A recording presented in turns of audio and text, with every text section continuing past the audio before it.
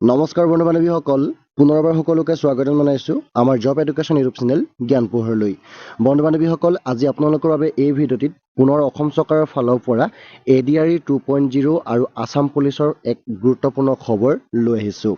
হয় বন্ধু বান্ধৱীসকল, অসম চৰকাৰে যি আমাৰ 2024 আৰু 25ত নতুন পোষ্ট মুকলি কৰিছিলে ADRE 2.0 গ্ৰেড 3 আৰু গ্ৰেড 4ত, লগতে অসম পুলিচত এই সকলোখিনি বিভাগৰ আপোনালোকৰ পৰীক্ষাৰ দিনটো বৰ্তমান অসমৰ মুখ্যমন্ত্ৰী ডাঙৰীয়া পুনৰ সংবাদ মাধ্যমৰ যোগেদি ঘোষণা কৰিছে যে ADRE 2.0 গ্ৰেড 3 গ্ৰেড 4 পৰীক্ষা কেতিয়া হ'ব আৰু আসাম পুলিচৰ ৰানিং ইণ্টাৰভিউ এইবিলাক কেতিয়া হ'ব, সকলোখিনি জানিবৰ কাৰণে ভিডিঅ'টো শেষলৈকে চাই থাকিব, অলপো স্কিপ নকৰিব।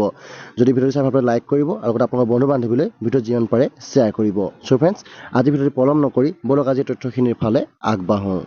চ' ফ্ৰেণ্ডছ, অসম চৰকাৰৰ যি আমাৰ ADRE 2.0ত 12,600+ পষ্ট আছিলে, সেই পদখিনিৰ লগতে আসাম পুলিচৰ যি আমাৰ 5,000 পষ্ট আছিলে, এই সকলোখিনি পদত তেওঁলোকে পুনৰ অসমৰ যুৱক যুৱতীৰ কাৰণে এটা ডাঙৰ খবৰ উল্লেখ কৰিছে যে এইবিলাকৰ এক্সামটো কেতিয়া অনুষ্ঠিত হ'ব।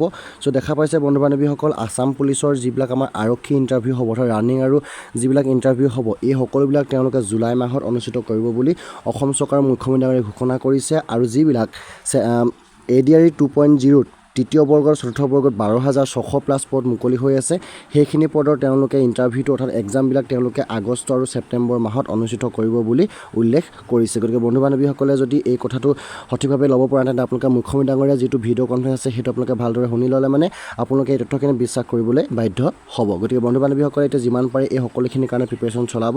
গতিকে আপোনালোকে যোনটো কাৰণে এপ্লাই কৰিছে এই সকলোখিনি ভালদৰে প্ৰিপেৰেশ্যন চলাব। গতিকে আপোনালোকে এটা ভাল চাকৰি লাভ কৰিব। চ' বন্ধু বান্ধৱীসকল, আপোনালোকে মুখ্যমন্ত্ৰী ডাঙৰীয়া ভিডিঅ' কনফাৰেন্স এবাৰ শুনি লওক।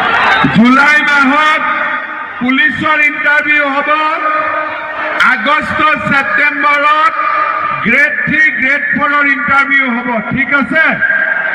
আৰু এটা দালালে, কোনো দালালে 1 টকা খাব নোৱাৰিব।